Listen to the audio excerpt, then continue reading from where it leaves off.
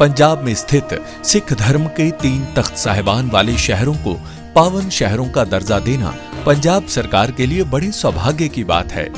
ये शहर है श्री अमृतसर साहिब, श्री आनंदपुर साहिब और तलवंडी साबो। ਇਹ ਤਿੰਨੋਂ ਤਖਤਾਂ ਦੇ ਸ਼ਹਿਰਾਂ ਨੂੰ ਪੰਜਾਬ ਦੇ ਅਧਿਕਾਰਤ ਪਵਿੱਤਰ ਸ਼ਹਿਰ ਵਜੋਂ ਐਲਾਨ ਕਰਨ ਦਾ ਫੈਸਲਾ ਕੀਤਾ। हिवसर विधानसभा चुनाव 2026 गौरी नगौरी के आने से चुनाव दिलचस्प हुआ। गौरी नगौरी ने हनुमान बेनीवाल को दी चुनौती। बच्ची मत समझना गौरी नगौरी।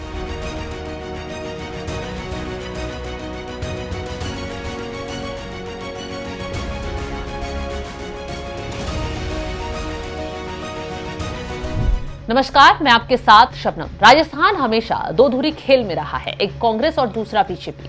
लेकिन इन दोनों के बीच एक और पार्टी उभरने की कोशिश की जिसका नाम था आरएलपी, लेकिन अभी तक ये अपनी पहचान बनाने में नाकाम रही। लेकिन इसके नेता हनुमान बेनीवाल अभी भी राजस्थान की राजनीति में अपना महत्व कायम रखे हुए हैं। लेकिन अब उनके ही इलाके से एक महिला हनुमान बेनीवाल को चैलेंज कर रही है। नाम है गौरी नगौरी, जो मंच पर थिरकती भी हैं, कैमरे के सामने बोलती भी हैं और अब राजनीतिक मैदान में सीधी चुनौती भी दे रही हैं। जी हां, राजस्थान की शकीरा कहलाई जाने वाली गौरी नगौरी एक बार फिर चुनावी ताल ठोक चुकी हैं। राजस्थान में बीजेपी के एक विधायक फंड से जुड़े करप्शन केस ने सियासी हलकों में खलबली मचा दी है। नाम है रेवंत राम डांगा की सीट, जिस पर उपचुनाव की सुगबुगाहट अब सिर्फ अफवाह नहीं रही है, बल्कि बीजेपी के अंदर खींचतान, विपक्ष के हमले और जनता के बीच बढ़ता गुस्सा।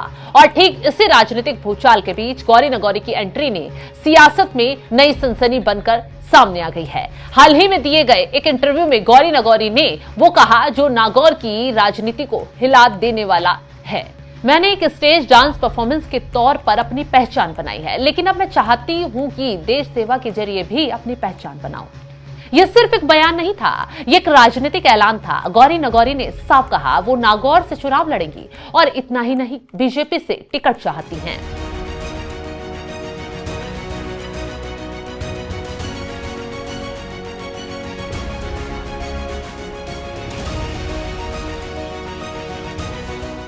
जानकारी देते चलें कि नागौर की राजनीति में अगर किसी एक नाम का सबसे ज्यादा दबदबा रहा है तो वो है हनुमान बेनीवाल। लेकिन गौरी नगौरी ने ना तो नाम से डर दिखाया, ना ही कद से। हनुमान बेनीवाल नागौर के बड़े नेता हैं, लेकिन वो भी पिछले चुनाव में बीजेपी से हार चुके हैं। ऐसा ही नहीं है कि वो दोबारा नहीं हारेंगे। इसी को लेकर गौरी नगौरी कहती हैं, वो मुझे बच्ची बोलते हैं, लेकिन बच्ची नहीं हूं मैं, उन्हें खुली चुनौती देती हूं, मैदान में आए, देखते हैं उनकी रैली में लोग ज्यादा आते हैं या मेरी में। गौरी नगौरी का ये बयान सिर्फ शब्द नहीं थे, ये नागौर की सियासत को खुला चैलेंज है। गौरी नगौरी का असली नाम है तस्लीमा।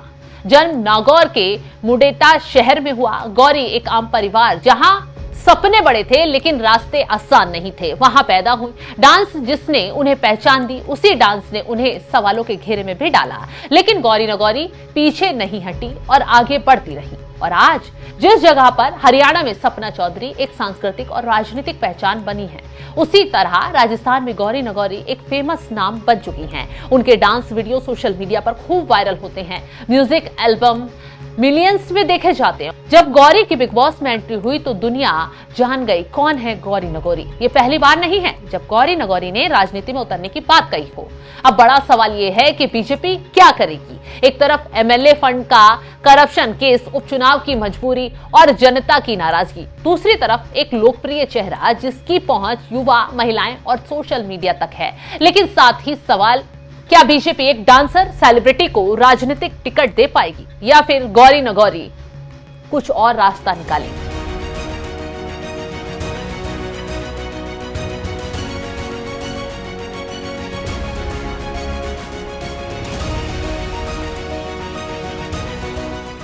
जानकार कह रहे हैं कि गौरी का सिर्फ एक हाई प्रोफाइल बयान नहीं है। अगर गौरी को टिकट मिलता है और अगर हनुमान बेनीवाल सीधे मैदान में उतरते हैं तो खेल बदल जाएगा और यह मुकाबला नीति बनाम पहचान, अनुभव बनाम लोकप्रियता और परंपरा बनाम परिवर्तन का होगा। एक तरफ लंबे समय से राजनीति में जमे नेता और दूसरी तरफ जनता से जुड़ाव, स्टेज परफॉर्मेंस और सोशल मीडिया की ताकत। देखना होगा कि बीजेपी करती क्या है और नागौरी कितनी टक्कर दे पाती है, ये देखना दिलचस्प होगा। लेकिन फिलहाल तो हनुमान के गढ़ में हनुमान को चैलेंज करने वाला कोई आ गया है। इस खबर को लेकर आप क्या कुछ राय रखते हैं, कमेंट बॉक्स में जरूर बताएं।